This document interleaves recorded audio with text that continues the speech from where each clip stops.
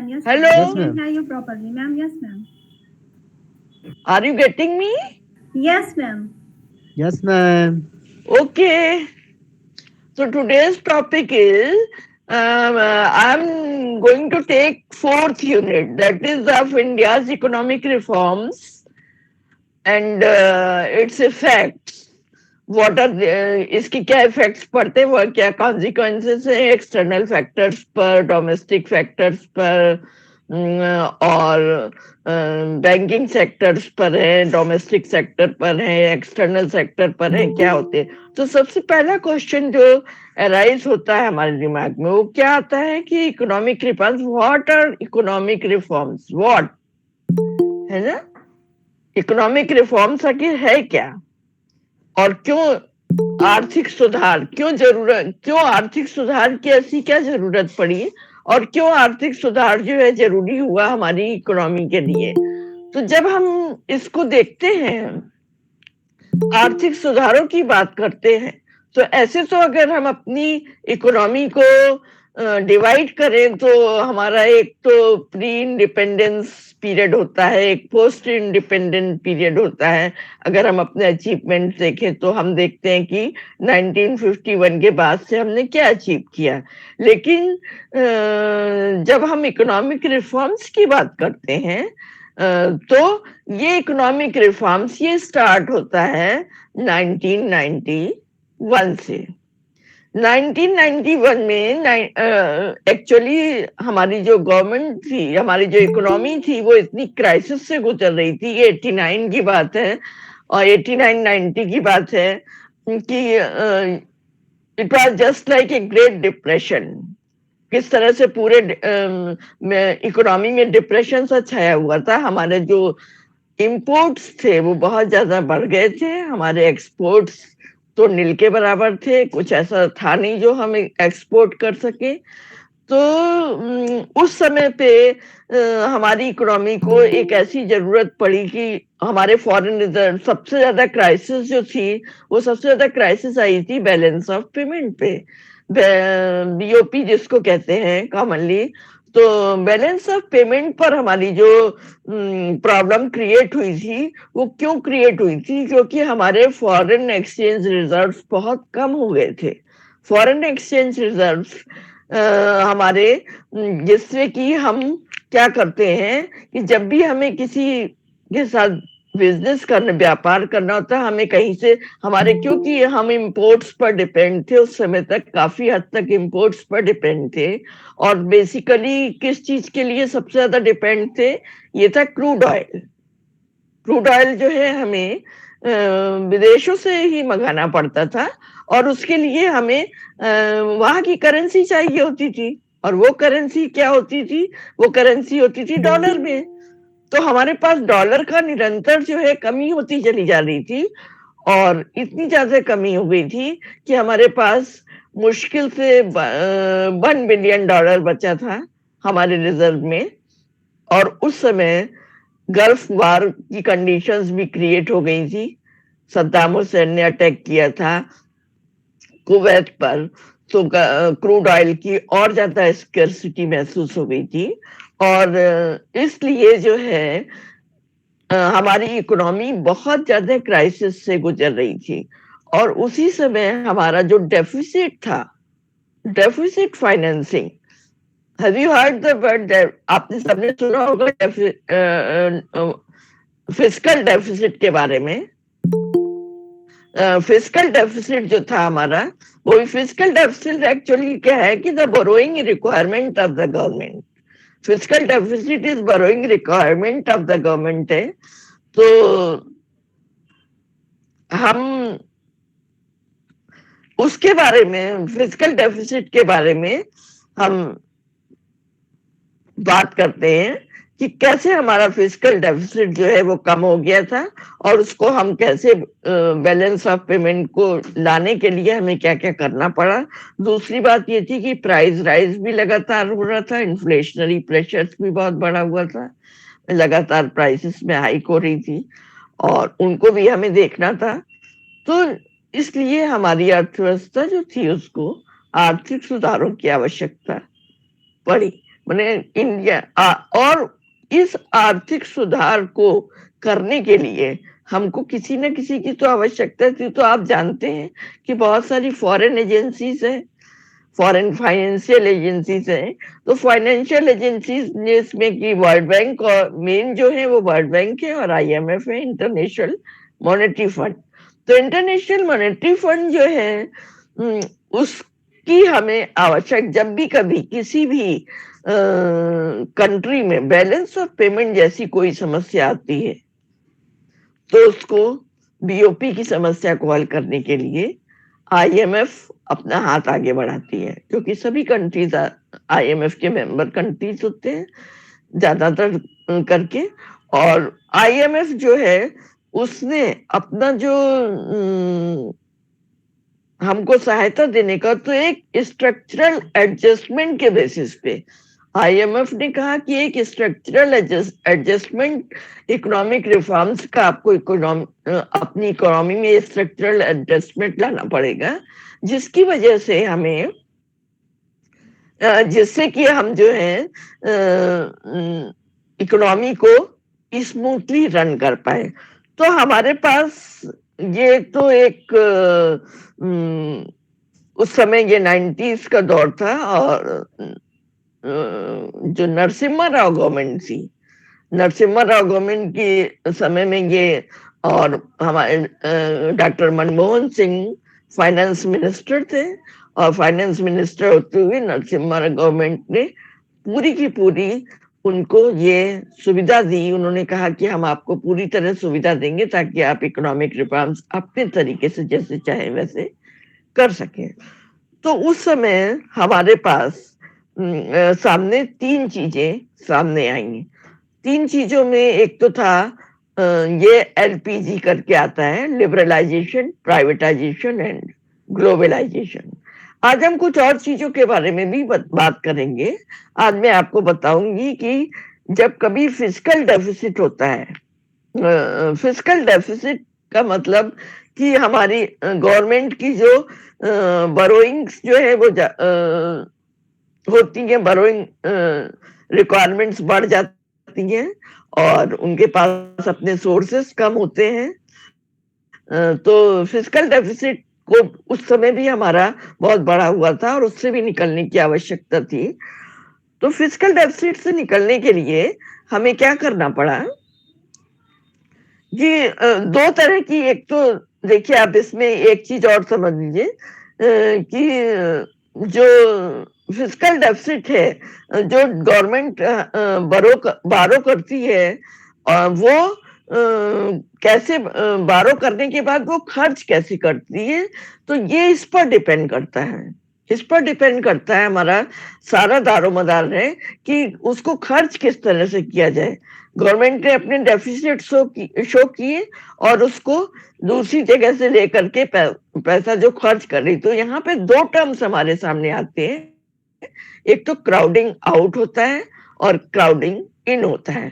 Crowding out में क्या होता है कि हमारे पास गवर्नमेंट जो खर्च कर रही है वो गवर्नमेंट तो इन्वेस्ट कर रही है, लेकिन उसका फायदा प्राइवेट एजेंसीज को नहीं मिल रहा है और प्राइवेट जो हमारी यूनिट्स हैं, प्राइवेट यूनिट्स हैं, वो उतना खुलकर उनको उसका फायदा नहीं मिल पा रहा है।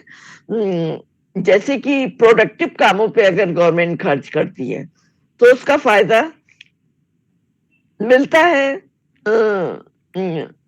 इकोनॉमी को मिलता है और इकोनॉमी के साथ साथ प्राइवेट फर्म्स को भी मिलता है। तो वो भी अपना जो है इसमें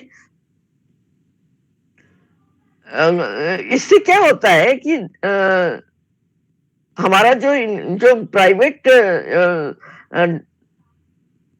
प्राइवेट इन्वेस्टमेंट जो होता है, वो प्राइवेट इन्वेस्टमेंट तो गवर्नमेंट एक्सपेंडिचर के कारण बढ़ नहीं पाता है। गवर्नमेंट एक्सपेंडिचर इतना नहीं करती, गवर्नमेंट एक्सपेंडिचर करती है तो प्राइवेट इन्वेस्टमेंट पे उसका बैड इफेक्ट पड़ता है, तो वो तो क्राउडिंग आउट हुआ। तो the whole capacity was decline कर जाती है और जैसा कि हमारा 80s के दौरान हुआ था, 80 से 90s के दौरान, और 90s में आकर के हमने क्राउडिंग इन का सहारा लिया था। तो क्राउडिंग इन में गवर्नमेंट जो है वो कैपिटलिस्टिक ऐसी चीजों पे खर्च करती है जिससे कि फर्दर प्रोडक्टिविटी में फायदा मिलता है और इकोनॉमी को उसका फायदा होता है। इन चीजों को अब हम असाइड कर देते हैं। अब हम आते हैं सीधा बैलेंस ऑफ पेमेंट पर। तो बैलेंस ऑफ पेमेंट की हमारी जो क्राइसिस थी, बैलेंस ऑफ पेमेंट की जो भी क्राइसिस बैलेंस ऑफ पेमेंट की, इसमें क्या हुआ कि आईएमएफ ने जिस समय कि आईएमएफ ने अपना हाथ आगे बढ़ाया और उन्होंने कहा कि आप हमारे मदद से आपको ये सब चीजें, क्योंकि यहाँ $1 बिलियन हमने आपको अभी बताया कि $1 बिलियन के बराबर हमारे फॉरेन एक्सचेंज रिजर्व्स रह गए थे, और उन फॉरेन एक्सचेंज रिजर्व्स को यूज करने के लिए मात्र 10 दिन तक चलने वाले थे, और जबकि हमें बहुत ज्यादा आवश्यकता थी फॉरेन एक्सचेंज रिजर्व्स की, डॉलर्स की बहुत ज्यादा आवश्यकता थी। तो डॉलर्स के लिए हमको किसी न किसी का सहारा लेना था। तो इसके लिए हमने वहां से इकोनॉमी में नरसिम्हा राव गवर्नमेंट ने आईएमएफ से लोन लिया, जो कि लोन स्ट्रक्चरल एडजस्टमेंट के लोन के नाम से जाना गया, और वो इकोनॉमी में कुछ फाइनेंशियल चेंजेस, कुछ ड्रास्टिक चेंजेस इस तरह के करने थे जिससे कि हमारी इकोनॉमी जो है स्मूथली रन करने लगे। Then came into the book these 3 terms: liberalization, privatization and globalization. और इसको हम कह सकते हैं, इसके साथ साथ हम मार्केटाइजेशन भी जोड़ सकते हैं, क्योंकि मार्केटाइजेशन जो है, अगर हम इकोनॉमिक्स के स्टूडेंट थे, इकोनॉमिक्स पर आप जानते हैं कि मार्केटाइजेशन के बिना जो है आज के समय में कोई भी चीज आगे नहीं बढ़ सकती है। Marketisation is must. जब हम ग्लोबलाइज हुए हैं तो ग्लोबलाइज होने के बाद हमें तो प्राइवेटाइजेशन, अब हम एक एक करके लेते हैं। लिबरलाइजेशन जो है हमारा, लिबरलाइजेशन क्या है? ये इकोनॉमिक रिफॉर्म्स का एक फॉर्म। इससे पहले तक क्या होता था कि हमारे जितने भी इंडस्ट्री, प्राइवेट फर्म्स जो भी व्यापार करते थे या जो भी कर रहे हैं, या जो भी इंडस्ट्रीज हमारी आ रही हैं सामने, उनमें ये गवर्नमेंट की तरफ से रेस्ट्रिक्शंस लगे होते थे, उनको लाइसेंस लेना होता था, लाइसेंस कोटा राज था। तो लाइसेंस जो है लेकर के उनकी गवर्नमेंट की परमिशन से ही अपना बिजनेस आगे बढ़ा सकते थे, और तभी वो एक्सपोर्ट कर सकते थे, तभी इंपोर्ट कर सकते थे। तो गवर्नमेंट की जो हमारी लिबरलाइजेशन के समय क्या हुआ कि सारी उदारीकरण, सारी चीजों का जो है एक तरह से गवर्नमेंट ने उसमें सारी ढील दे दी। उन्होंने कहा कि हम बहुत सारी इंडस्ट्रीज को इससे फ्री कर दिया गया लाइसेंस से, कि लाइसेंस के बिना भी वो ले सकते हैं, कर सकते हैं अपना काम, और आगे जो है इकोनॉमी को बढ़ाया जा सकता है। लिबरलाइजेशन के जरिए इकोनॉमी को किस तरह से जो है, तो इकोनॉमिक रिफॉर्म्स हमारा जो है, इसका मतलब क्या, ये जो हम बात कर रहे थे लिबरलाइजेशन की, तो लिबरलाइजेशन में हमने क्या किया कि रेगुलेशंस को हटा दिया। जो भी हमारे रेगुलेशंस थे जितने भी प्राइवेट सेक्टर पर, और कैसे, और प्राइवेटाइजेशन जो है, प्राइवेटाइजेशन में जितनी पब्लिक सेक्टर की यूनिट्स थी उनको हमने प्राइवेट सेक्टर यूनिट्स में टर्न कर दिया, उनको प्राइवेट सेक्टर यूनिट्स में। तो जब हमने हमारा जो प्री 90 पीरियड था, उस समय तक हमारे पास 17 इंडस्ट्रीज थी जो कि पब्लिक सेक्टर यूनिट में थी, और पब्लिक सेक्टर यूनिट की 17 यूनिट्स में से उनको धीरे धीरे जब प्राइवेटाइजेशन किया, प्रोडक्शन के बाद उनको कट करके कहाँ तक ले आए, 8 इंडस्ट्रीज तक ले आए थे। सिर्फ 8 इंडस्ट्रीज ऐसी रह गई थी जिनमें की जो कि गवर्नमेंट के हाथ में थी, और उसके बाद फिर उन इंडस्ट्रीज को और ज्यादा कट डाउन किया। तो फिर हमारे पास सिर्फ रेलवे इंडस्ट्री, 2 इंडस्ट्रीज रह गई, वो रेलवे इंडस्ट्रीज और एटॉमिक इंडस्ट्रीज।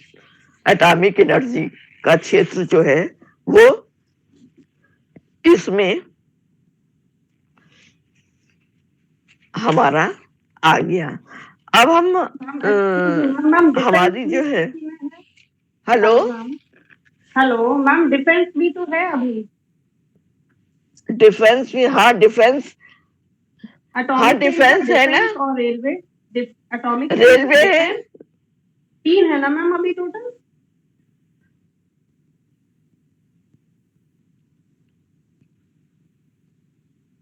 हाँ एटॉमिक एनर्जी जो हमारी है उसको हम डिफेंस और उसको एक साथ रख रहे हैं। इसलिए अभी जो हमने कट डाउन किया है वो 2 तक कर दिया है, और इसको डिफेंस इंडस्ट्री, तो डिफेंस है हमारे पास और रेलवे है, बाकी तो सब चले गए इसमें।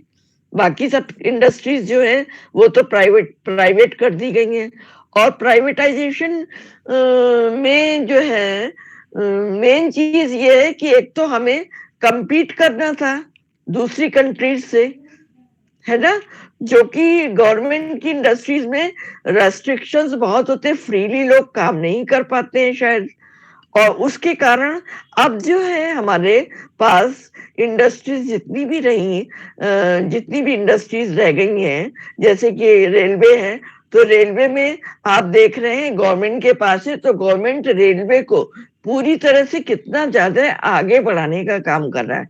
रेलवे में आपने देखा बहुत ही ज्यादा ड्रास्टिक चेंजेस हो गए हैं, जो हमारी रेल सेवाएं हैं, और उनमें फैसिलिटीज भी बढ़ गई हैं, और कोचेस भी बढ़ गए हैं, और इसके अलावा जो है हमारी डिफेंस में भी आप देख रहे हैं हम कितना इंडिपेंडेंट होते जा रहे हैं डिफेंस के क्षेत्र में, और एटॉमिक एनर्जी के क्षेत्र में भी हमने अचीवमेंट्स बहुत सारे किए हैं।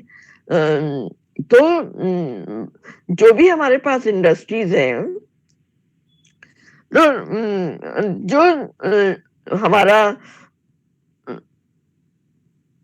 लिबरलाइजेशन जब हमने किया, अब अभी हम एक एक करके फिर से इसको रिपीट करते हैं कि लिबरलाइजेशन जब हमने किया तो सबसे पहला जो काम था वो क्या हुआ कि इंटरेस्ट रेट जो आरबीआई के द्वारा इंटरेस्ट रेट तय किया जाता था कमर्शियल बैंक का, वो कमर्शियल बैंक को फ्री कर दिया उससे।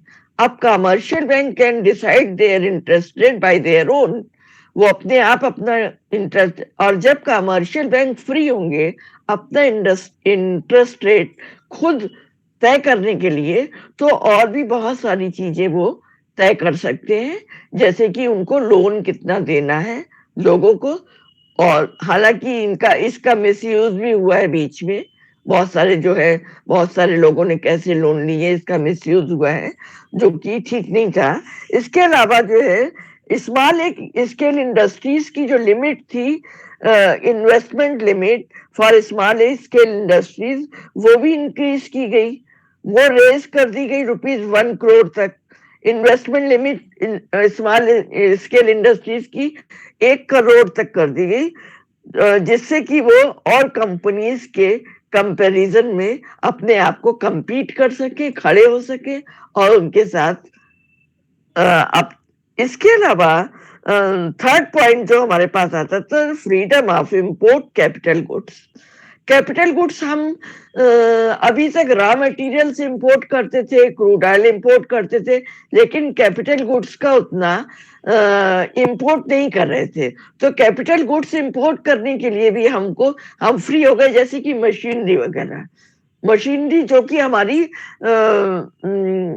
कैपिटल गुड्स जो कि फर्दर प्रोडक्शन में काम आती है, मशीनरी है, और इस तरह की हमारी है चीजें जो इनको भी, जिससे कि होलिस्टिक डेवलपमेंट हमारा जो है वो इम्प्रूव कर सके। इसके अलावा freedom for expansion and production to industries.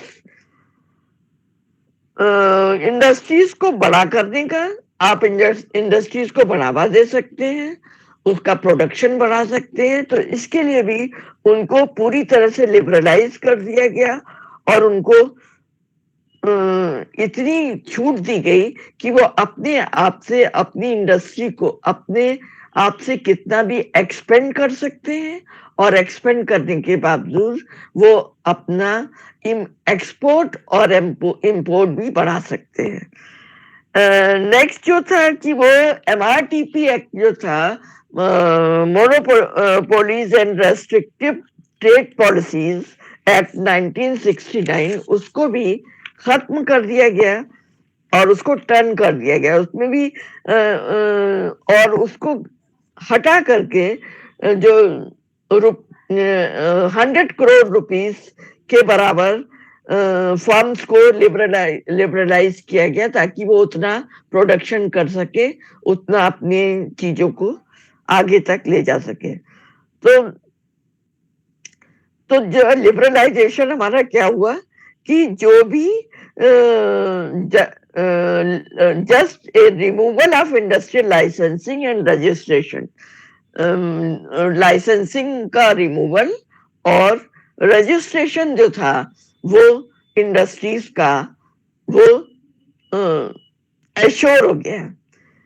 Industries जो लाइसेंसिंग के क्षेत्र में आ रही थी उनमें बहुत सारी हमारी ऐसी इंडस्ट्रीज थी जैसे कि कुछ चीजें लिकर है, सिगरेट है, डिफेंस इक्विपमेंट है, इंडस्ट्रियल एक्सप्लोसिव है, ड्रग्स है, हैजर्ड केमिकल्स है। इनको जो है इससे लाइसेंसिंग में रखा गया था जो कि बाद में हटा दिया गया। प्राइवेटाइजेशन, अगर हम बात करें, अब हम आते हैं प्राइवेटाइजेशन पर, तो लिबरलाइजेशन का इकोनॉमी पे क्या इफेक्ट पड़ा इसको भी देख लेते हैं। लिबरलाइजेशन का ये इफेक्ट पड़ा कि हमारे जो उद्योग थे वो बिल्कुल स्वतंत्र हो गए। इससे रेस्ट्रिक्शन से स्वतंत्र होकर के उन्होंने खुलकर सांस लेना शुरू किया। हमारी जो स्मॉल स्केल इंडस्ट्रीज थी वो भी जो है उन्होंने भी राइज करना शुरू किया। और अब तो आप देख रहे हैं कि तब से लेकर 30 इयर्स ऑफ इकोनॉमिक रिफॉर्म्स हो गए हैं। तो 30 इयर्स में हमारी जो इकोनॉमी है वो अब तब से लेकर के, अभी मैं और भी बताऊंगी आपको कि कितनी ज्यादा हमारी इकोनॉमी जो है आगे बढ़ चुकी है और कौन कौन से क्षेत्र हैं जिनमें कितना कितना चेंज आया है, ये भी मैं आपको बताऊंगी अभी आगे चल के। तो प्राइवेटाइजेशन सिंपली जो है हमारा, privatization means permitting the private sector to set up industries which were previously reserved for the public sector. Public sector के लिए जो हमारे इंडस्ट्री रिजर्व थी कि नहीं, ये तो पब्लिक सेक्टर ही को देखना है। जैसे कि आपने देखा था कि पहले हमारी बैंकिंग इंडस्ट्री इतनी बड़ी इंडस्ट्री है, वो भी जो है पब्लिक सेक्टर ही देखता था, लेकिन धीरे धीरे करके सबका प्राइवेटाइजेशन हो गया और वो प्राइवेट सेक्टर हमारा जो है प्राइवेट सेक्टर ने ये सारी बहुत सारी इंडस्ट्रीज हमारी जो है वो प्राइवेट सेक्टर में आने लगी। अब जो भी हमारी पब्लिक सेक्टर की यूनिट्स थी, इसके लिए क्या करना पड़ा, उनको प्राइवेट सेक्टर में लाने के लिए गवर्नमेंट ने पब्लिक सेक्टर के यूनिट्स के जो शेयर्स थे वो क्या हुआ, ओपन मार्केट में उन शेयर्स को बेचना शुरू किया और उन्होंने उन शेयर्स को पब्लिक सेक्टर यूनिट्स को बेचना शुरू किया, जिससे कि पब्लिक सेक्टर यूनिट्स ने उनको लेकर के और उसमें अपनी भागीदारी अश्योर की और उन इंडस्ट्रीज को कैप्चर किया। इसके अलावा सेकंड स्टेप जो प्राइवेटाइजेशन के लिए गवर्नमेंट ऑफ इंडिया ने उठाया वो ये था कि disinvestment in public sector units. उन्होंने डिसइन्वेस्टमेंट करना शुरू किया पब्लिक सेक्टर यूनिट्स में। The government has started the process of disinvestment in those public sector units which had been running into losses. जो लॉस में जा रहे थे उसमें उन्होंने डिसइन्वेस्टमेंट शुरू किया और उन्होंने गवर्नमेंट ने has sold enterprises worth ₹30,000 crore to करीब 30,000 करोड़ की प्रॉपर्टी जो है कि पब्लिक सेक्टर यूनिट्स को प्राइवेट सेक्टर को हैंड ओवर कर दिया, को बेच दिया। इसके अलावा मिनिमाइजेशन ऑफ पब्लिक सेक्टर किया गया। थर्ड पॉइंट पे अगर हम आते हैं तो मिनिमाइजेशन, पब्लिक सेक्टर को धीरे धीरे कट ऑफ करके उसको ज्यादा से कम की ओर ले गए। और इसमें जो है हमारा number of industry reserve for public sector work 17 हमने आपको बताया था कि 17 थे और 17 से फिर हम 8 पर आ गए थे और 8 से अब हम हमारे 2 पर आ गए हैं। और इसी तरह से हमने प्राइवेटाइजेशन करके इकोनॉमी को लिबरल बनाया ताकि हमारी इकोनॉमी लिबरल होकर के प्राइवेट सेक्टर्स आगे आकर के अपनी भागीदारी पूरी इकोनॉमी में दर्ज करा सके। इसके बाद then it comes to the globalization. Globalization, वैश्वीकरण हमारा जो है, वैश्वीकरण का मतलब है कि हम एक प्लेटफॉर्म पर, विश्व को एक प्लेटफॉर्म पर लेकर आ गए। यही कि हमारा जो हमारी हालांकि इसमें भी कुछ लोगों ने ये कहा कि ग्लोबलाइजेशन का मतलब कि फिर पुराने दिन कि हम ईस्ट इंडिया कंपनी वाले ना आ जाए कि हमारी यहाँ सारे लोग इन्वेस्ट कर रहे हैं और मल्टीनेशनल कंपनीज का जमाना है, कॉर्पोरेट तो इसमें जो है कहीं ऐसा ना हो कि हम विदेशी उसके कंपनीज के चंगुल में फंस जाए। लेकिन समय की मांग क्या है? समय की मांग यही है कि ग्लोबलाइजेशन को एक्सेप्ट किया जाए और खुले दिल से एक्सेप्ट किया जाए। तो फॉरेन इन्वेस्टमेंट को बढ़ावा दिया गया और फॉरेन इन्वेस्टमेंट को बढ़ावा देने के साथ साथ जो हमारे एनआरआईज थे उनको भी फॉरेन डायरेक्ट इन्वेस्टमेंट के लिए अप्रोच किया गया, उनको भी इसमें। तो सबसे पहला जो काम था ग्लोबलाइजेशन के लिए जो स्टेप्स गवर्नमेंट ने उठाए उसमें reduction in tariffs, custom duties and tariffs impose, जो इंपोर्ट और एक्सपोर्ट पर इम्पोज किए जाते थे उनको कट ऑफ किया, उनको हटाया और ग्लोबल इन्वेस्टर्स को बढ़ावा दिया। ग्लोबल इन्वेस्टर्स जो हमारे बाहर के इन्वेस्टर्स थे उनको इंडिया में आने के लिए और यहाँ के इन्वेस्टर्स को बाहर इन्वेस्ट करने के लिए बढ़ावा दिया गया। इसके अलावा लॉन्ग टर्म ट्रेड पॉलिसी अपनाई गई जिसके मेन फीचर्स थे कि लिबरल पॉलिसी, हमारी पॉलिसी जो है वो लिबरल होगी, सारे कंट्रोल्स एंड फॉरेन ट्रेड जो है foreign trade have been removed, open competition has been encouraged. जो भी हमारी फॉरेन इंडस्ट्रीज के साथ में ओपन कंपटीशन रखा गया तो उसको बढ़ावा दिया गया। और नेक्स्ट जो है partial convertibility of Indian currency.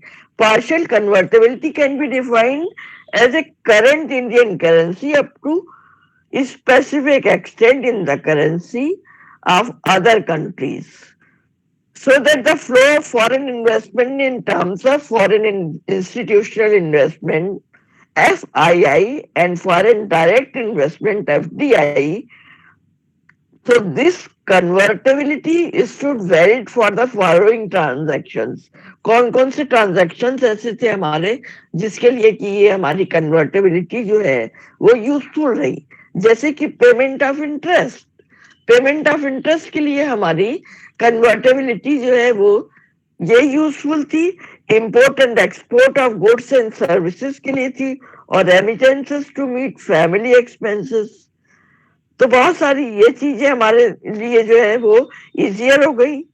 इसके अलावा increase in equity unit of foreign investment, equity limit of foreign capital investment has been raise from 40% to 100%। पहले 40% हुआ करती थी और उसके बाद इसको बढ़ा करके 100% कर दिया गया। In this regard foreign exchange management act, FEMA जिसको कहते हैं, ये भी एनफोर्समेंट में लाया गया इन द इंडियन इकोनॉमी। अगर आज हम ये कहें कि इंडियन इकोनॉमी हमारी जो है वो शाइन कर रही है, तो ये लिबरलाइजेशन, प्राइवेटाइजेशन एंड ग्लोबलाइजेशन के कारण ये तीनों चीजें हमारी यहाँ ना कि अभी बहुत सारे हर्डल्स हमने फेस किए हैं, जो कि हमने ही नहीं सारे वर्ल्ड ने फेस किए हेल्थ इश्यूज को लेकर के। और उस हेल्थ कोविड-19 जो हमारा आया है, कोविड-19 ने पूरे वर्ल्ड को हिला कर रख दिया। और वर्ल्ड में कितनी ज्यादा बहुत सारी और एक ग्लोबलाइजेशन का जो बैड इफेक्ट था, उसमें ये भी कहा गया था कि जो कंटीजियस डिजीजेस है उनके भी फैलने की इसमें संभावना रहती है। तो जैसा कि हमने देख लिया कि कोविड-19 जो है वो ग्लोबलाइजेशन का ही परिणाम हो सकता है, क्योंकि हमारे यहाँ के लोग बाहर जा रहे हैं और बाहर के लोग यहाँ आ रहे हैं, जॉब भी कर रहे हैं। बहुत सारे लोगों को इस दौरान अपना जॉब भी गंवाना छोड़ना पड़ा।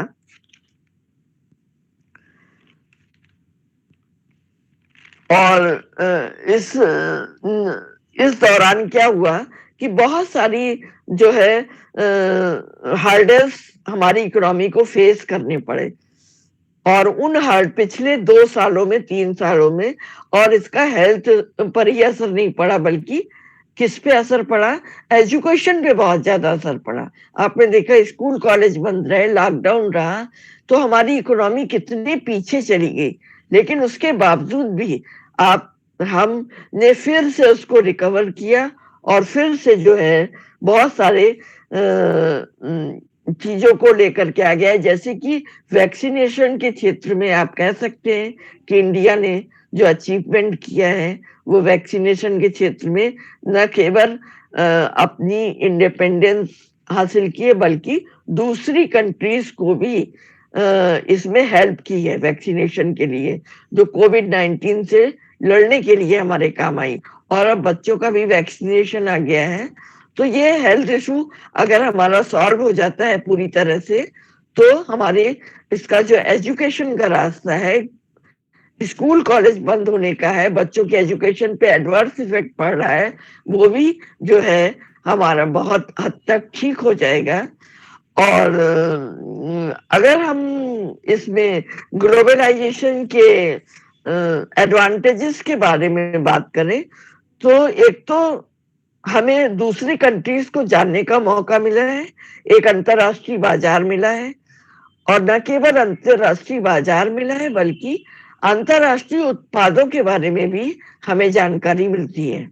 जितने भी आप देख रहे हैं कि हमारे यहाँ कोई भी ऐसी कंट्री नहीं है जिसका प्रोडक्ट हमारे यहाँ नहीं मिलता हो, या हमारे यहाँ के प्रोडक्ट दूसरी कंट्रीज में मिलते हैं। अभी जो है पिछले साल हमारा जो एक्सपो लगा था, इंटरनेशनल एक्सपो, वो उसमें दुबई में लगा हुआ था इंटरनेशनल एक्सपो, और उसमें हमने अपनी बहुत सारी चीजों का प्रदर्शन किया था। तो हम कैसे इसमें करते हैं, ये ग्लोबलाइजेशन का ही परिणाम है कि कैसे करते हैं कि हम न सिर्फ अपनी चीजों का प्रदर्शन करते हैं बल्कि अपने कल्चर का भी, कि हमारा अपना कल्चर क्या है, हमारी अपनी जो है लोक कलाएं क्या है, हमारी इनका भी इंटरेक्शन होता है हमारा दूसरी कंट्रीज के साथ में, जो कि आज के जमाने में बहुत आवश्यक है। और अपने देश को आगे ले जाने के लिए, दुनिया के सामने अपनी पहचान बनाने के लिए, हमें अपने कल्चर के बारे में, सिर्फ अपनी अचीवमेंट्स जो है हमारे उसके बारे में, हमें अपने एजुकेशन के बारे में, अपनी सांस्कृतिक धरोहर के बारे में भी बताने की आवश्यकता है सबको। और हमें अपनी जो है जो क्या क्या चीजें है, हमारे बच्चे किस तरह से राइज कर रहे हैं, हमारे युवा वर्ग जो है उनकी क्या अचीवमेंट्स हैं, हमारे जो यहाँ किस तरह से फैमिलीज जो है वो रन करती है, हर चीज को दूसरों के सामने बताने की, सांस्कृतिक धरोहर को ले जाने की आवश्यकता है। इसके अलावा जो हमें एडवांटेज ग्लोबलाइजेशन का मिला है कि विकसित देशों में विकासशील देशों के निवेश के प्रवाह में वृद्धि हुई है। पहले तो क्या होता था कि विकसित देश कुछ ही देश आगे बढ़ रहे थे। एक कहना चाहिए वर्ल्ड का जो हमारा डेवलपमेंट था उसको हम कह सकते थे कि लॉपसाइडेड डेवलपमेंट था। एक कुछ कंट्रीज ही आगे बढ़ रहे थे और कुछ कंट्रीज बैक में जा रहे थे। लेकिन अब ग्लोबलाइजेशन के बाद से हर कंट्री को आगे बढ़ने का मौका मिला है और अपने देश का जो निवेश है उसके फ्लो में तेजी आई है। निवेश के फ्लो में हम डेवलप्ड कंट्री में अपने निवेश को कर सकते हैं। डेवलपिंग कंट्रीज जो है वो डेवलप्ड कंट्रीज में भी अपना निवेश करके और वहां अपने व्यापार को आगे बढ़ा सकती हैं और देशों के बीच में सूचना से अधिक और तेज प्रवाह और अधिक से अधिक हमारा हुआ है। सांस्कृतिक बातचीत से सांस्कृतिक बाधाओं को दूर करने में भी हमें मदद मिली है। इसके अलावा तकनीकी विकास जो है हमारा वो भी विकासशील देशों में हुआ है, जिससे हम कह सकते हैं कि एक रिवर्स ब्रेन ड्रेन हुआ है। रिवर्स ब्रेन ड्रेन जो कि हमारा ब्रेन जो है जो से बाहर जा रहा था। एक समय में कह सकते थे, आपने अगर ये दादा भाई नौरोजी का नाम सुना होगा, दादा भाई नौरोजी ने बताया था कि किस तरह से उस समय ब्रेन ड्रेन हुआ था अंग्रेजों के समय में। तो हमारा जो ब्रेन ड्रेन बाहर गया था ब्रेन, वो ब्रेन हमारे यहाँ वापस फिर से आ रहा है। और यही नहीं, हमारा ब्रेन ही नहीं, रिवर्स ब्रेन ड्रेन हुआ है, यानी brain drain from developed countries to developing countries. Developed countries से डेवलपिंग कंट्रीज की ओर भी हमारा ब्रेन ड्रेन हो रहा है और सबको फुलफिल करने का, फ्लरिश करने का मौका मिल रहा है इसके जरिए। इसके अलावा कुछ डिसएडवांटेजेस भी हमारे ग्लोबलाइजेशन के हैं, जैसे कि the outsourcing of job to developing countries has resulted in loss कैसे ऑफ जॉब्स। कई बार जो है डेवलप्ड कंट्रीज में जो है जॉब की प्रॉब्लम सामने आती है इंडियंस के सामने या हमारी कंट्री के लोगों के सामने। There is a greater threat of spread of communicable diseases, जो कि अभी हमने जिसको फेस किया और बहुत बड़े लेवल पे फेस किया, कंटीजेनस डिजीज और कम्युनिकेबल डिजीजेस, जो कि कोविड-19 के रूप में सामने आया। There is an underlining threat of multinational corporations with immense power ruling the globe. For smaller developing nations at the receiving end, it could indirectly lead to a suitable form of colonization. तो जो हमारा सबसे ज्यादा अगर adverse effect पड़ा है हमारा, तो वो एग्रीकल्चर पे पड़ा है ग्लोबलाइजेशन का। ग्लोबलाइजेशन का हर क्षेत्र में हमने आगे बढ़कर इस्तकबाल किया, आगे बढ़े हैं हर क्षेत्र में। लेकिन जो हमारा एग्रीकल्चर क्षेत्र है वहां पे हमें ग्लोबलाइजेशन का एडवर्स इफेक्ट देखने को मिला है, क्योंकि हमारे भूमिहीन किसानों की संख्या धीरे धीरे बढ़ती जा रही है। जो हमारी भूमि कृषि के क्षेत्र में इस्तेमाल होती थी, अब वो कृषि के क्षेत्र से हट करके लोग दूसरी चीजों में लगाने लगे हैं और किसानों के पास एक अल्टीमेट भुखमरी का रास्ता एक सामने आ रहा है। तो ये अभी अगर हम इसका देखें कि हमने क्या क्या अचीव किया है, तो इंडिया ने एलपीजी से हाईली अचीव किया है। एलपीजी मॉडल का जो हमारा जीडीपी था वो 9.7 हो गया 2007 और 8 के दौरान बढ़ गया। In respect to market in respect of market capitalization, India rank 4th in the world. Capitalization के क्षेत्र में हम वर्ल्ड में 4th हो गए हैं और बहुत सारी चीजें हमने अचीव की हैं। इसके अलावा हम आपको और भी चीजें बताना चाहते हैं, जैसे कि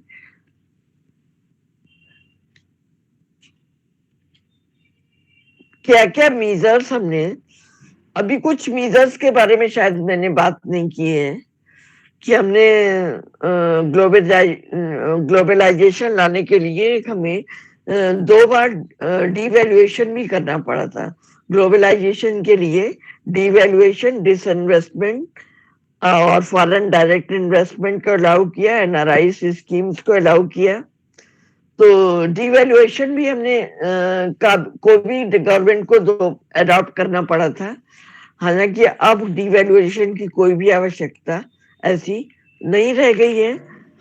डिवैल्यूएशन मतलब रुपीस को कम करने के लिए। क्यों कम करना पड़ा रुपीस की वैल्यू को? क्योंकि एक्सपोर्ट को बढ़ावा देने के लिए और इंपोर्ट्स को कम करने के लिए हमें डिवैल्यूएशन करना पड़ा, रुपीस की वैल्यू में कमी करनी पड़ी। अगर हमारा रुपए का की वैल्यू कम हो गई तो हमारे एक्सपोर्ट बढ़े और हमारे बैलेंस ऑफ पेमेंट पे, बैलेंस ऑफ ट्रेड पर इसका एक उचित इफेक्ट जो है पड़ा, एक सही इफेक्ट पड़ा कि किस तरह से हम जो है निकाले। तो ये 3 चीजें हमारे पास थी। इसके अलावा अब हमने मार्केटाइजेशन, जब हमारे पास लिबरलाइजेशन हो गया,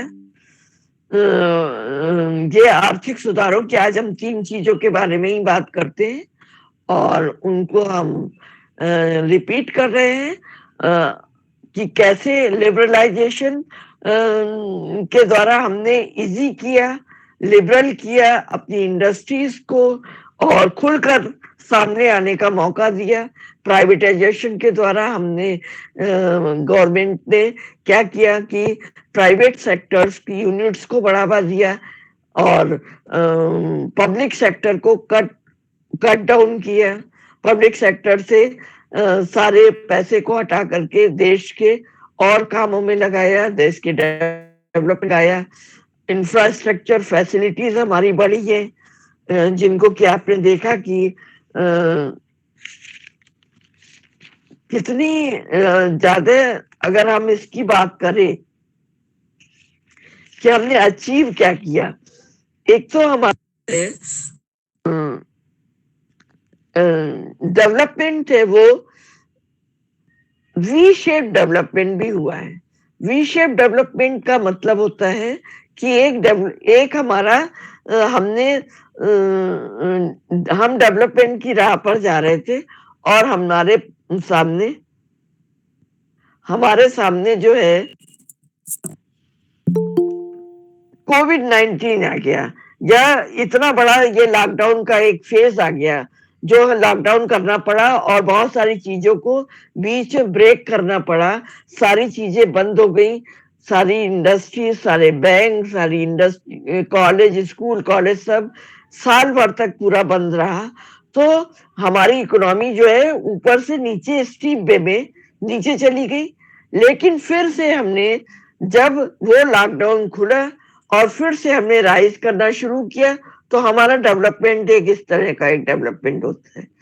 ये डेवलपमेंट जो है वी शेप डेवलपमेंट कहलाता है कि हमने डाउनफॉल तो हुआ, लेकिन उस डाउनफॉल के बजाय, उस डाउनफॉल के होते हुए हमने पूरे जोश खरोश के साथ फिर से उसको हम ऊपर लेकर आ गए अपनी इकोनॉमी को, और दोबारा से इकोनॉमी हमारी जो है वो रन करने लगी और फॉरेन के और विदेशों के क्षेत्र में हम फिर से जो है विदेशों से compete करने लगे और अपनी इकोनॉमी को पूरे वर्ल्ड के सामने हमें अभी लेकर जाना है। बैलेंस ऑफ पेमेंट की जहां तक हम बात करते हैं, तो अब इस समय हमारा बैलेंस ऑफ पेमेंट जो है वो काफी हद तक सुधार में है और जो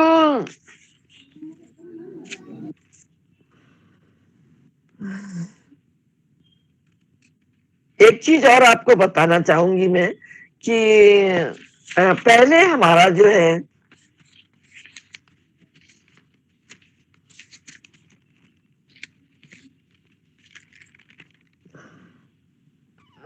फॉरेन एक्सचेंज रिजर्व जो है जो $1 बिलियन हो गया था उस समय, जिस समय हमें इकोनॉमिक रिफॉर्म्स की आवश्यकता पड़ी।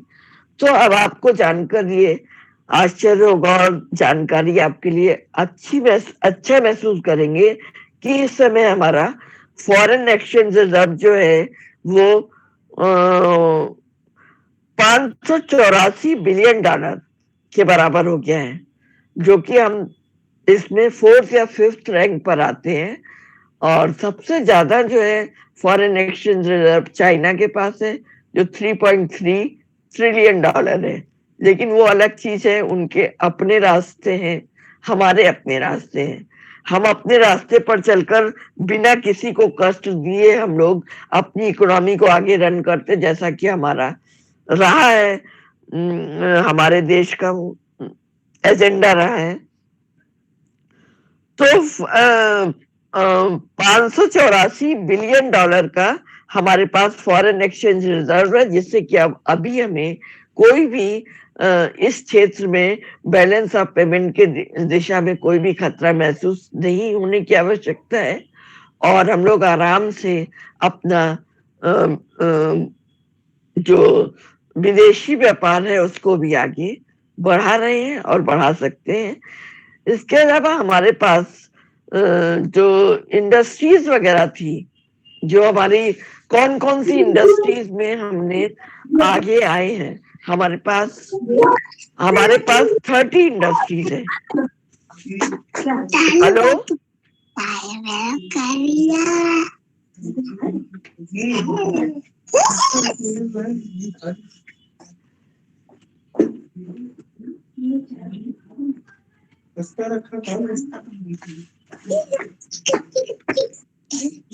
हेलो, हेलो,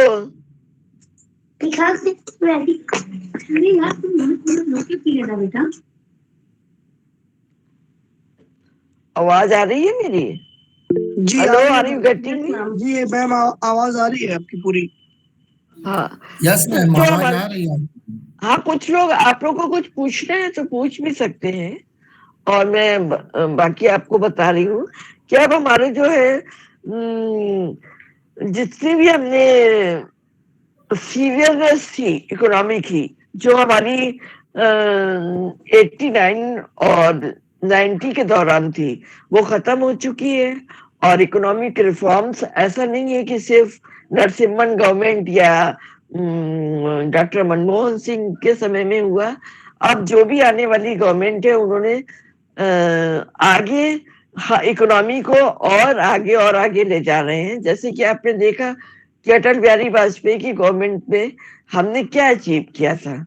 एक आप जो कम्युनिकेशन के क्षेत्र में था, हमने कितनी ज्यादा राइज की थी कि अब आप देखते हैं जो एक हमारे लिए सपना हुआ करता था कि हमारे पास फोन जो है एक सपना हुआ करता था, आज आप देखते हैं कि हर आम आदमी के हाथ में फोन है।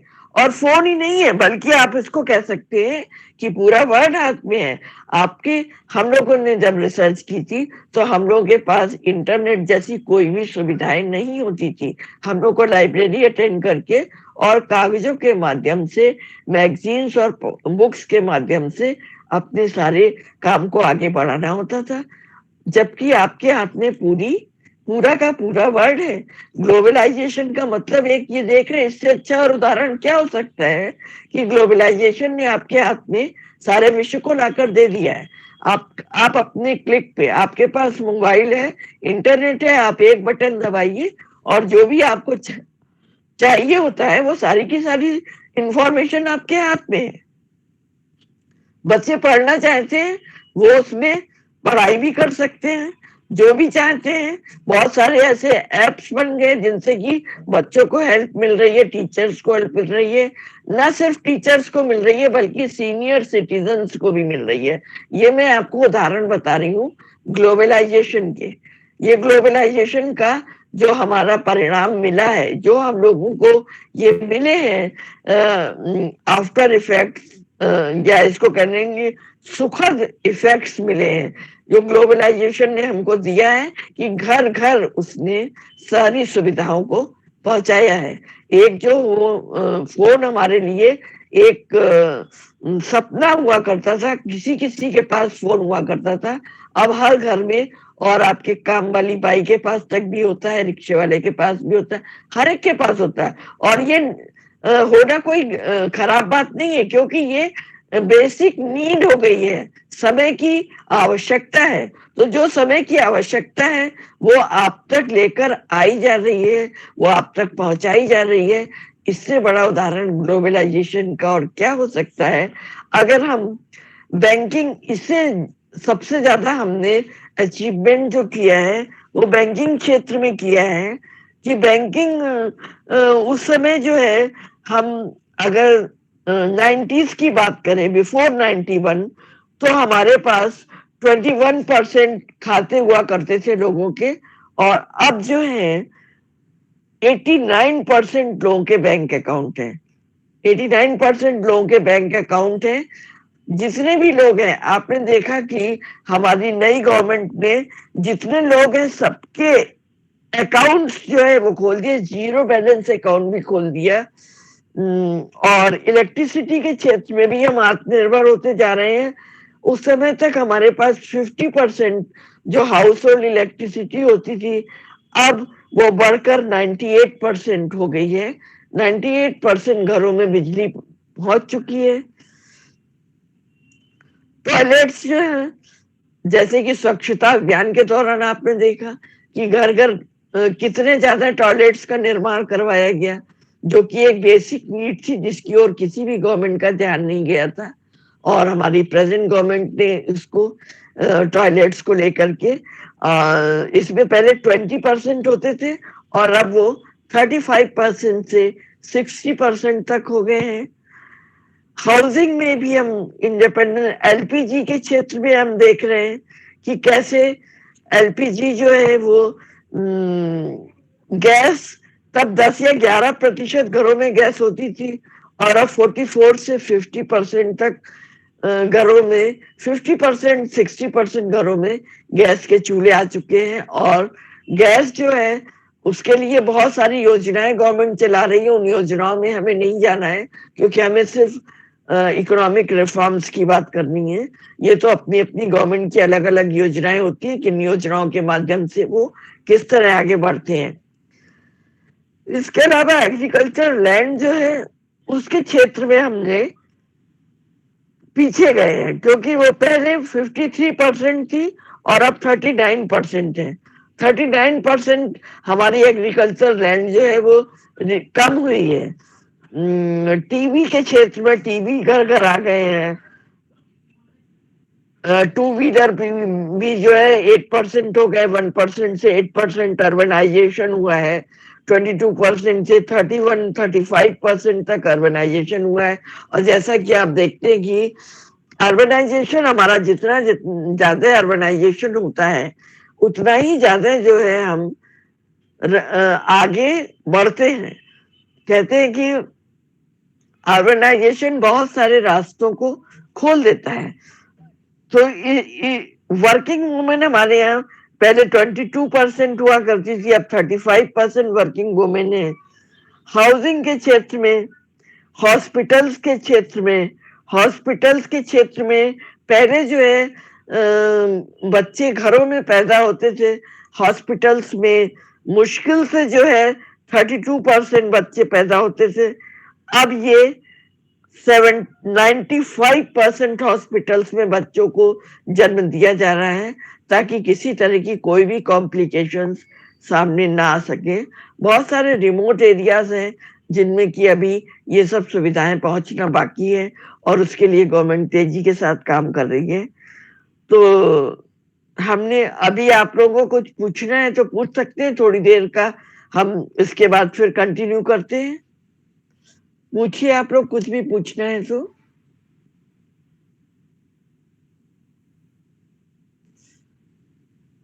हेलो,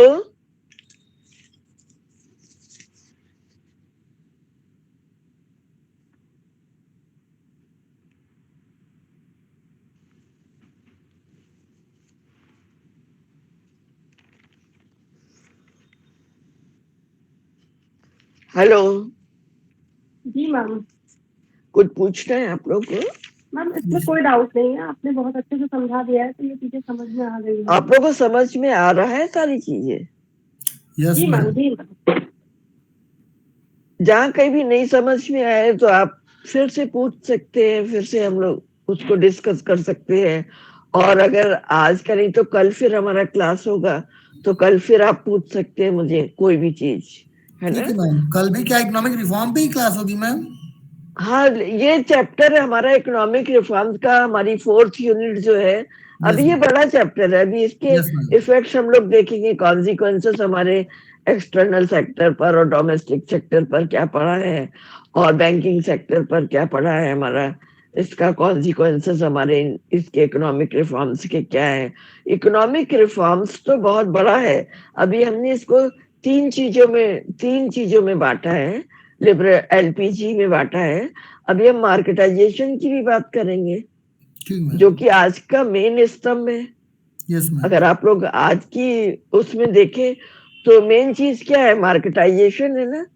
मार्केटाइजेशन के बिना तो आप कितनी भी राइज कर ले, लेकिन अगर उसका मार्केटाइजेशन नहीं किया, ये टीवी में आप देखते हैं, और ये सब चीजें किताबों से हटके हैं हमारी।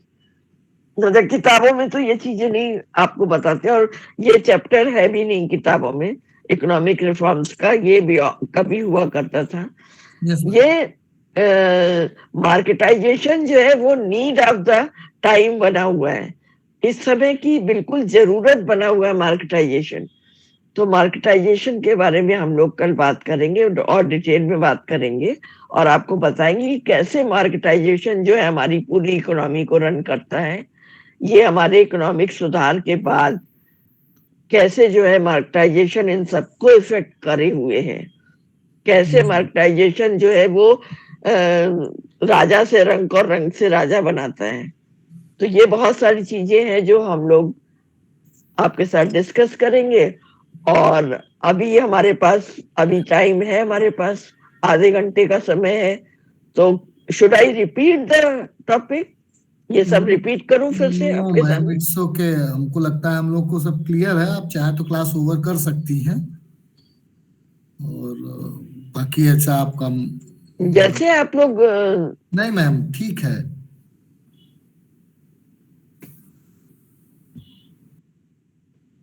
4:30 तक क्लास ले सकती हूँ मैं। अभी क्या 4 बजे है? 4:30 तक क्लास हम लोग की। तो हम लोग कुछ और बातें कर सकते हैं इसमें।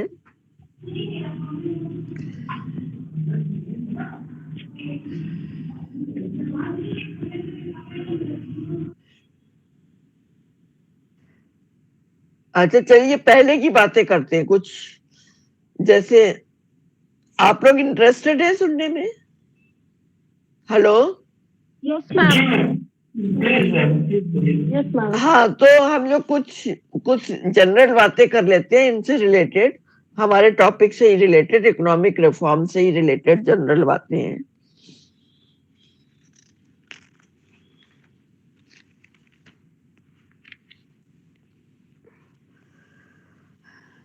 हम कल एक तो हमारे पास इंडस्ट्रियल मार्केटाइजेशन है बात करने के लिए।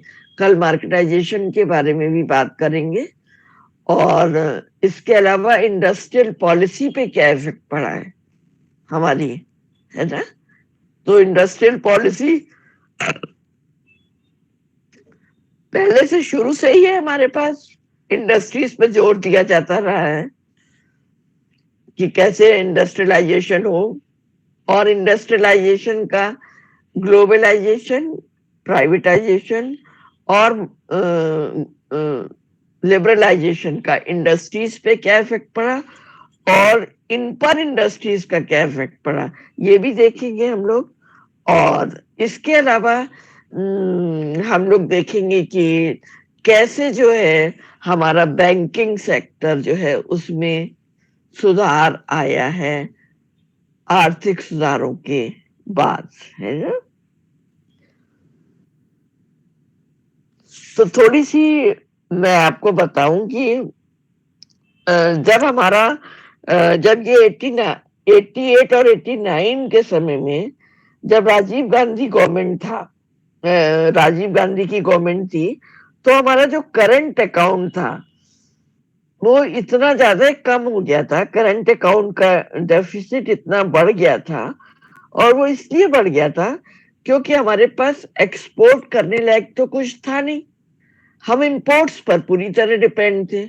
और इंपोर्ट्स पर डिपेंड रहने के बाद की वजह से हमें अपने सारे जो पेमेंट थे वो करने पड़ते थे डॉलर में। और डॉलर उस समय, और इसके अलावा जो लोग बाहर जाते हैं उन्हें भी फॉरेन एक्सचेंज की आवश्यकता पड़ती है, जिस कंट्री में भी जाते हैं वहां के करेंसी की आवश्यकता पड़ती है। मेनली जो है हमारा फॉरेन एक्सचेंज इंपोर्ट्स की वजह से लगातार कम होता जा रहा था। और ये इसके बाद फिर 89 में फिर से इलेक्शन हुआ था और बीपी गवर्नमेंट आई थी, और बीपी सिंह की गवर्नमेंट कोalition गवर्नमेंट थी। और उसी दौरान मंडल कमीशन भी लागू हुआ था और बहुत सारे डिस्टरबेंसेस थे। और स्टूडेंट एजिटेशन आपने देखा था कितना बढ़ गया था।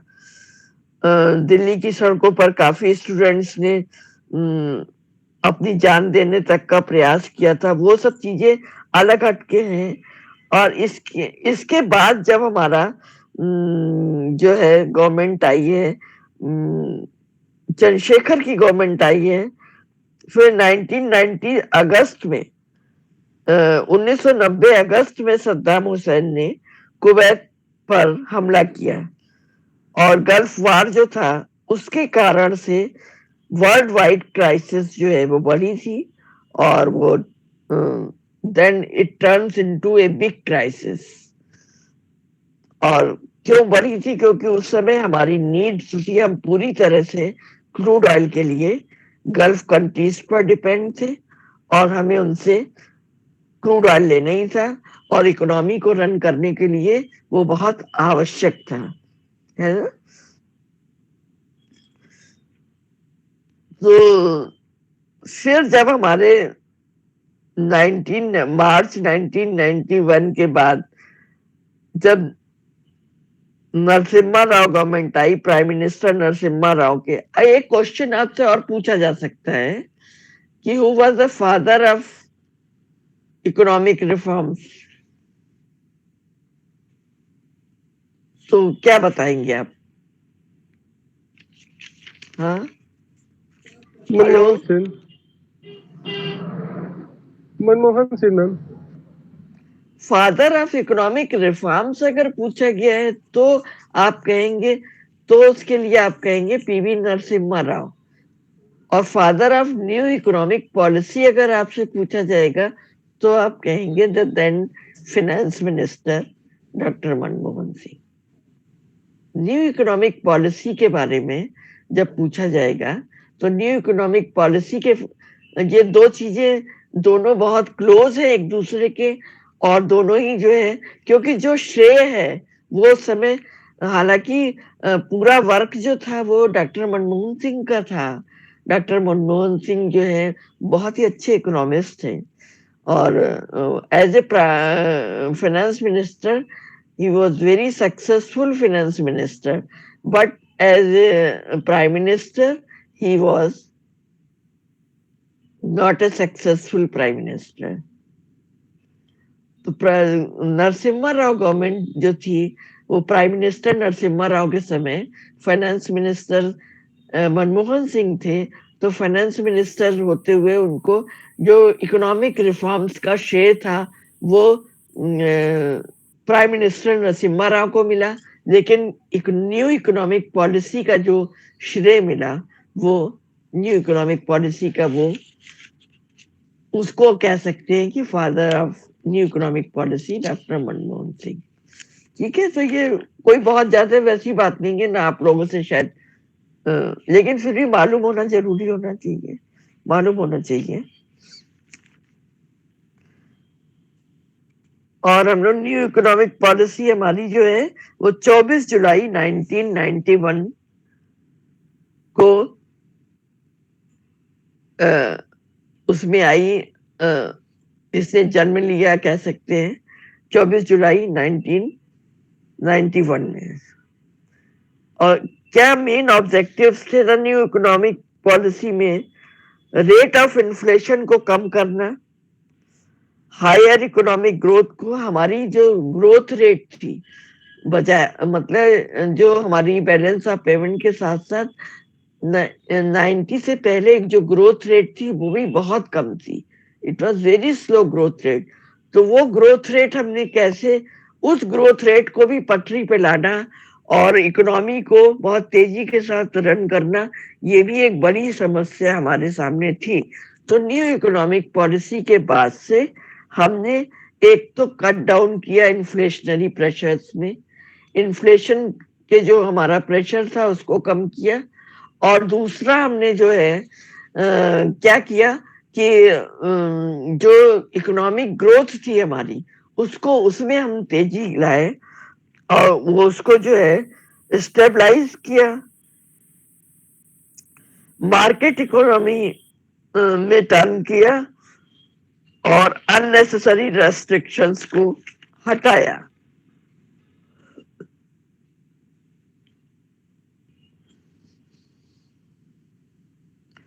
और इसके अलावा हमने जो काम किया था वो था international flow of goods, services, capital, human resources and technology.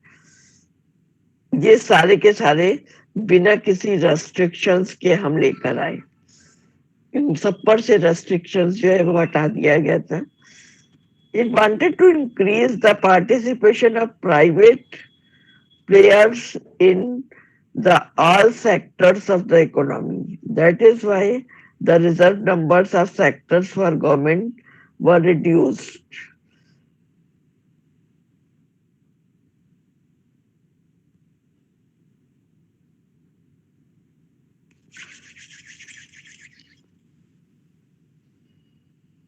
तो और क्या जानना है आप लोगों को? और आज के लिए कुछ और रखें?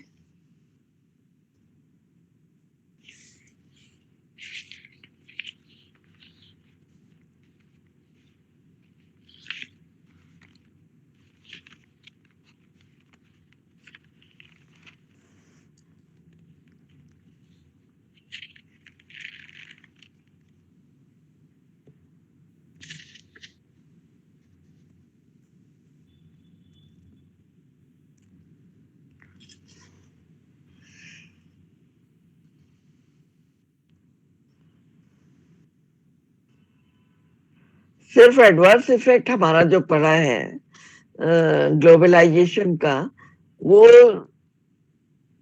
फार्मर्स पर बहुत ज्यादा पड़ा है। लैंडलेस फैमिलीज जो है वो इंक्रीज हुई हैं। लैंडलेस फैमिलीज पहले हमारी 35% थी 1987 में, और 1999 में 45% हो गई थी, जो कि फर्दर 2005 में 55% हो गई, यानी बढ़ गई।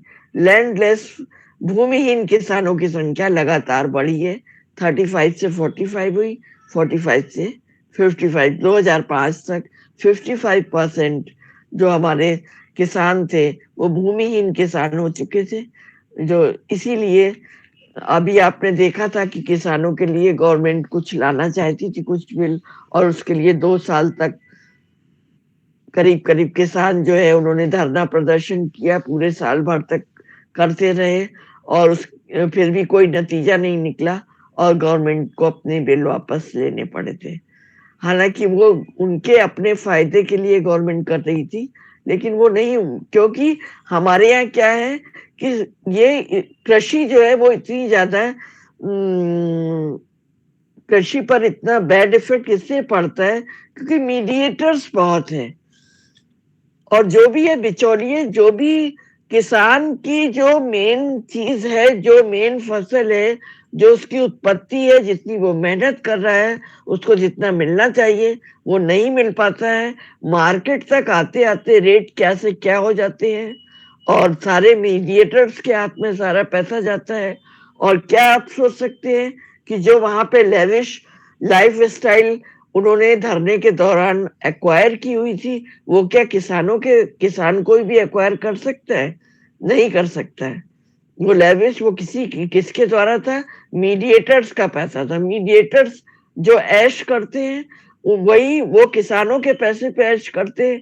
किसानों की फसल होती है और आम आदमी का मेहनत का पैसा। तो सब्जी का दाम जो होता है वो किसानों से वहां से आते आते मार्केट तक आते आते क्या हो जाता है? तो कई बार 80%, कई बार 100% तक बढ़ जाता है और किसानों को कुछ भी नहीं मिलता है। और और देना किसको पड़ता है? हमको और आपको अपनी जेब से देना पड़ता है। और ऐश कौन करता है? मीडिएटर्स करते हैं। तो मीडिएटर्स के जेब में सारा कुछ जाता है। ये एक बहुत बड़ा ड्रॉबैक है हमारी इकोनॉमी का। इस ड्रॉबैक को से हमको बीइंग एन इकोनॉमिक्स स्टूडेंट हमको इसको जानना होगा और इन सब चीजों के बारे में आम लोगों को भी बताना चाहिए कि किस तरह से हमारी इकोनॉमी क्या से क्या होती। क्या आप सोचते हैं कि गवर्नमेंट कोई हमें फायदा नहीं देती है, सब्सिडीज नहीं देती? क्या नहीं देती है? गवर्नमेंट हर तरह से सहायता करने की कोशिश करती है, लेकिन वो सहायता एक आम आदमी जिस तक पहुंचनी चाहिए उस तक पहुंच रही है या नहीं पहुंच रही है, ये क्या होता है? ये किस पे डिपेंड करता है? मीडिएटर्स पर। अगर मीडिएटर्स और दलाली खत्म कर दी जाए तो हमारी इकोनॉमी बहुत ही स्मूथली रन कर सकती है।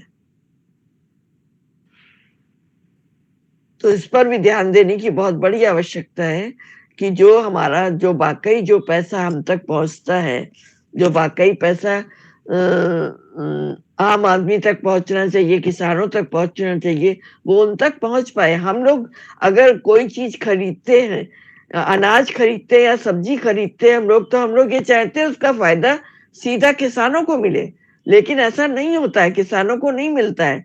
किसको मिलता है? मीडिएटर्स को मिलता है ना? तो ये सब चीजें सक्सेसफुल ऑफ द इकोनॉमी, हमारे इकोनॉमिक रिफॉर्म्स का ये भी एक पार्ट है कि इकोनॉमिक रिफॉर्म्स जो हमने अडॉप्ट किए हैं वो पूरी तरह लागू भी तो हो पाए। कोई पॉलिसी बनाना इतनी मुश्किल बात नहीं है, पॉलिसीज बन जाती हैं, लेकिन उसको रन करना और उसको रन करके सही तरह से इम्प्लीमेंट करना, ये भी एक बहुत बड़ी समस्या होती है।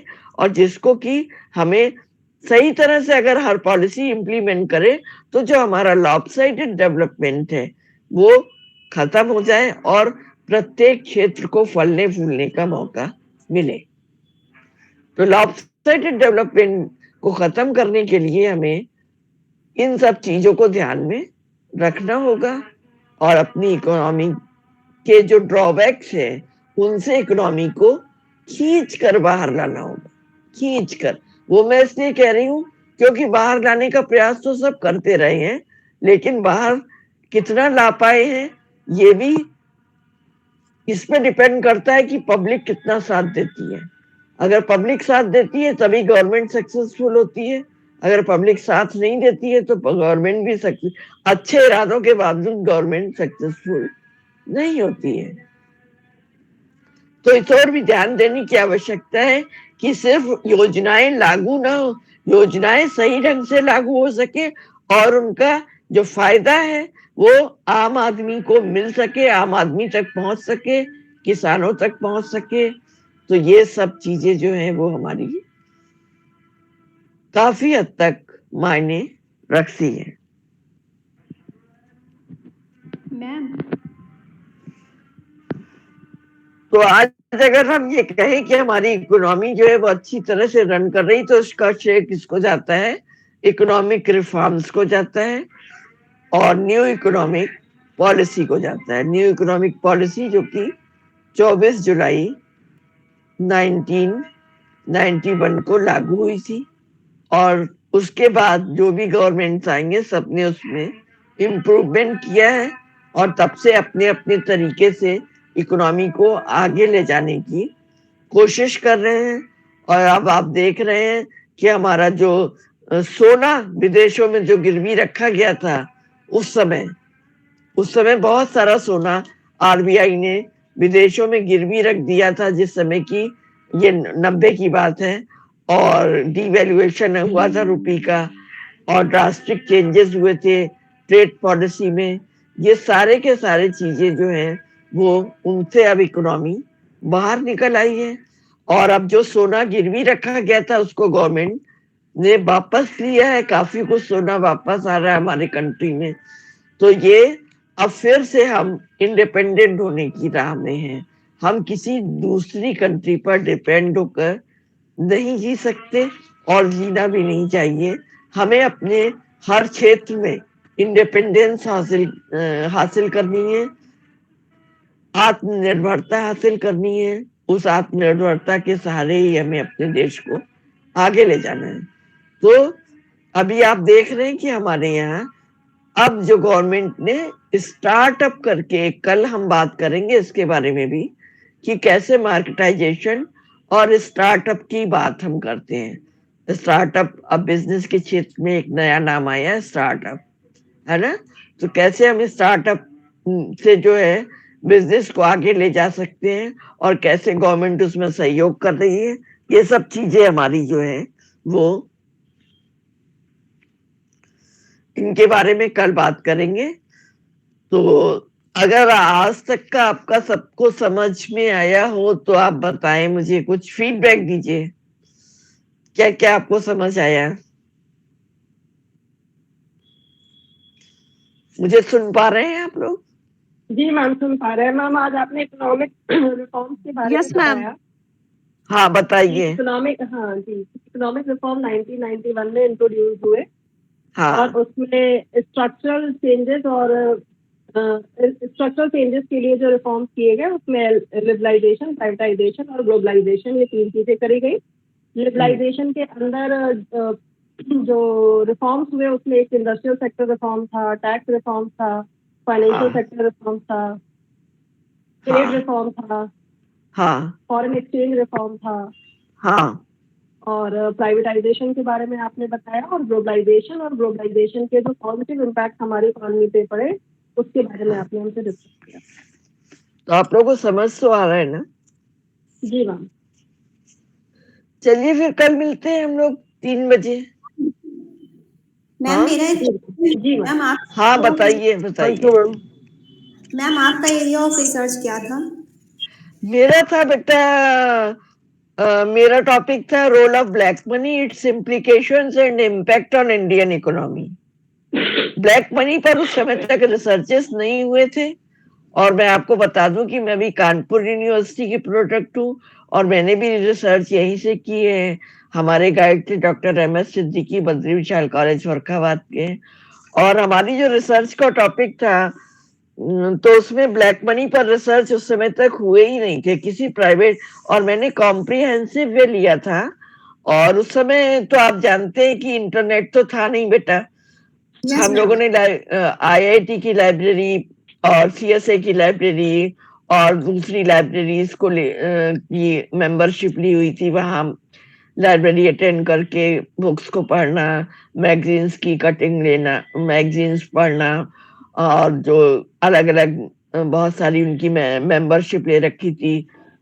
हिंदू पेपर लेते थे, इकोनॉमिक टाइम्स लेते थे, और इन सब चीजों को पढ़ करके बिजनेस ऑनलुकर और ये जो और बहुत सारी तमाम जो मैगजीन योजना वगैरह में भी हमारे पेपर वगैरह भी पब्लिश हुए हैं। और आपको ये अच्छा लगेगा जानकर कि मैं डॉक्टर मनमोहन सिंह से भी मिल चुकी हूँ।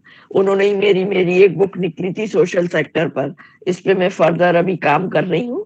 सोशल सेक्टर की उसका फर्दर रिवाइज्ड एडिशन निकालने जा रही हूँ।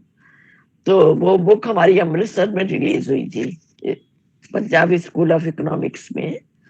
तो उस बुक का जो है डॉक्टर मनमोहन सिंह ने और सीबीआई के director Joginder Singh ji Punjab school of economics के, और वहां पंजाब के गवर्नर थे डॉक्टर जैकब, इन लोगों ने रिलीज की थी।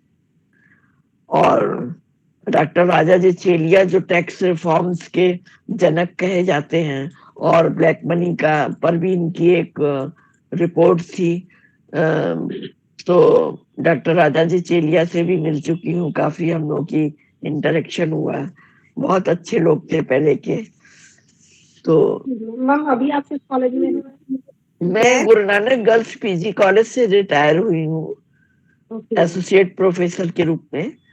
अब क्योंकि वहां पे पीजी नहीं था हमारे डिपार्टमेंट में, इकोनॉमिक्स में पीजी नहीं है, तो इसलिए रिसर्च स्टूडेंट्स को मैं नहीं ले सकी। लेकिन मैं अपना एक्स्ट्रा वर्क फर्दर जो हमारा था, पेपर लिखना और पब्लिश कराना और बुक्स लिखना, और इसमें सब में मैं इंडियन इकोनॉमिक एसोसिएशन की लाइफ मेंबर रही हूँ।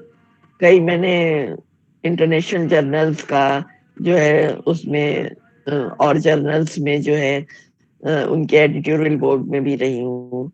ये मेरा अपना शौक था, मेरा पैशन था कि मैं जब मुझे लिखना पढ़ना अच्छा लगता, तो मैं जो अभी भी रिटायरमेंट के बाद आवश्यकता नहीं है, लेकिन मैं इससे जुड़ी हुई हूँ। अब अपनी बुक का रिवाइज्ड एडिशन निकालने जा रही हूँ मैम एट जो सोशल था। कानपुर में? हाँ आप हेलो कानपुर में बेटा, ही? हाँ मैं कानपुर में ही हूँ। मैम ब्लैक मनी मतलब जिस तरह से काफी टेरिबल टॉपिक लग रहा है, तो आपने कैसे डेटा कलेक्ट किया होगा, कैसे रिसर्च कंडक्ट किया? हाँ हाँ भाई, ये तो बात है। और कोई no one want to disclose is money, है ना।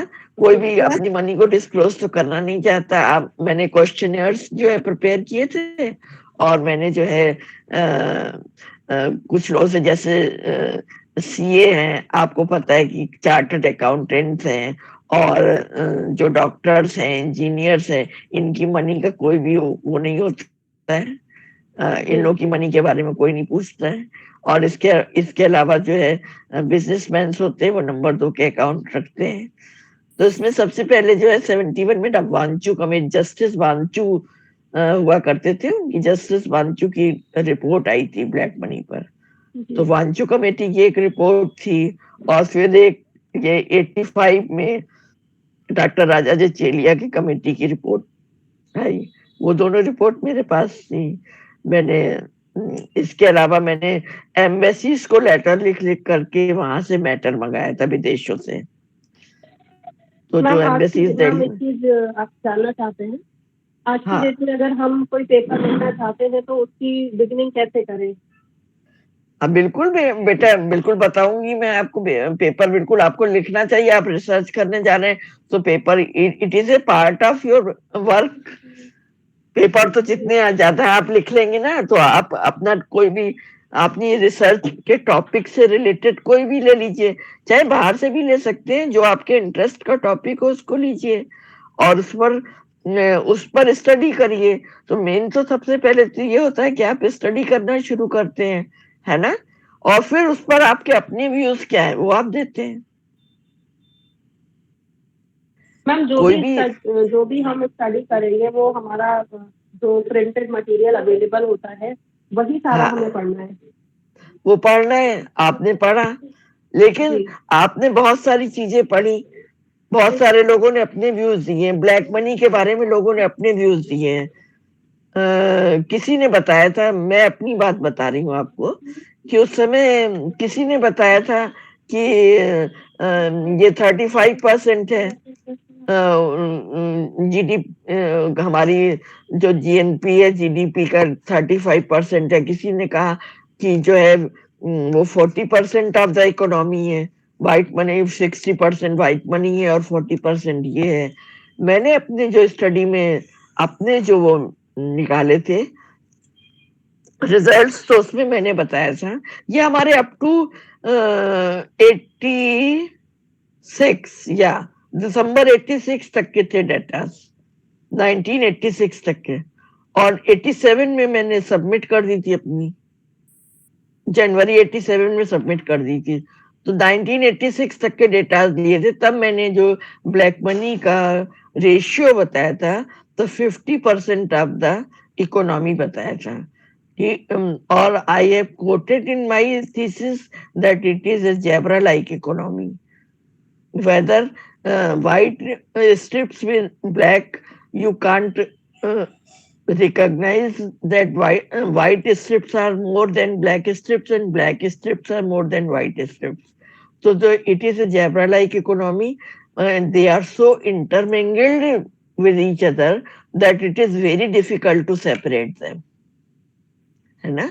तो व्हाइट को ब्लैक से अलग करना और अलग बहुत ही मुश्किल था और बहुत सारी जो इंडस्ट्रीज थी वो ब्लैक में ही रन कर रही थी तो उस समय तो ये बहुत बिग प्रॉब्लम था ब्लैक मनी का मैम और आज बहुत के देखे आज भी है आज भी नहीं है रिसर्च करना चाहे तो आज के टॉपिक में है पॉसिबिलिटी कि मतलब आज के टाइम में किया जा सकता है मतलब डेटा कलेक्ट करना मतलब आपने किया मतलब सबमिट भी हुई काफी मतलब प्रेज वर्ती वर्क आपने किया मेरा तो जहाँ कहीं भी मैंने इंटरव्यू दिया यूपीएससी में दिया और वो तो केरला के एक्सपर्ट थे उन्होंने अभी भी मेरा रिसर्च वर्क है तो वो अब फर्दर उस पर वर्क करूंगी मैं तो मुझे तो ये जो दिल्ली स्कूल ऑफ इकोनॉमिक्स के डॉक्टर बीएन पंडित उन्होंने खुला चैलेंज उन्होंने कहा था आप इस पे फर्दर वर्क करें तो मेरे से कांटेक्ट करिएगा क्योंकि बिल्कुल करंट टॉपिक था उस समय का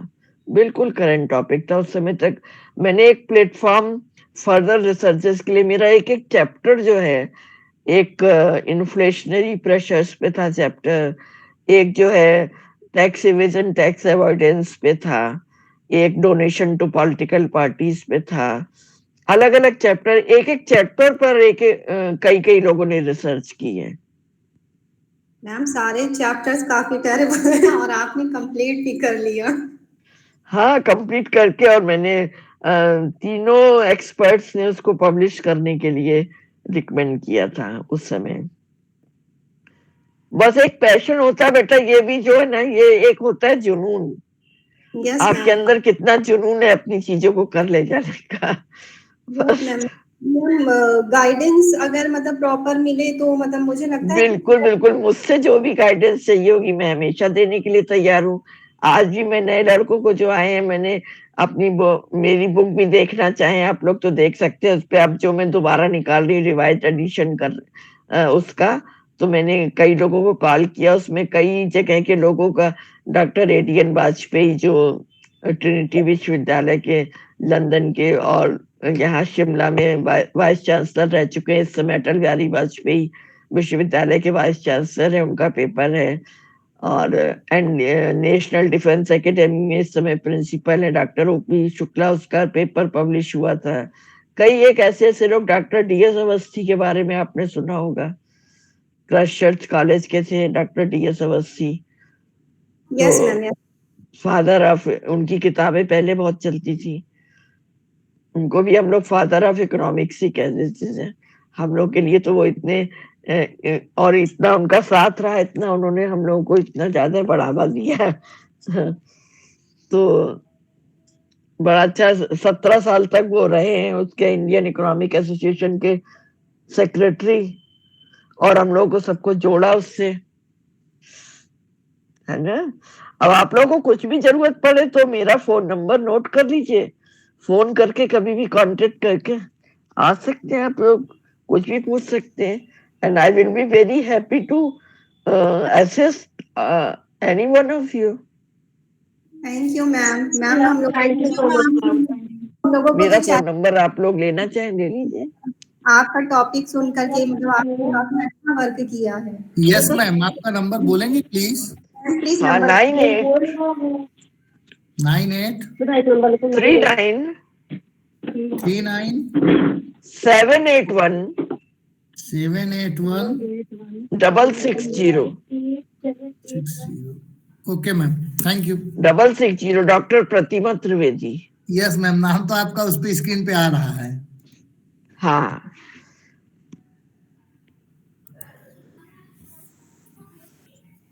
सर एक बार ग्रुप में शेयर कर दीजिएगा प्लीज यस मैम 9839781660 हाँ 983 आ गया 781 है, 781 है। 781,660, यस मैम, सॉरी, 9839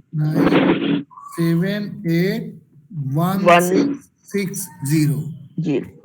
10 डिजिट हो गए ना? Yes ma'am.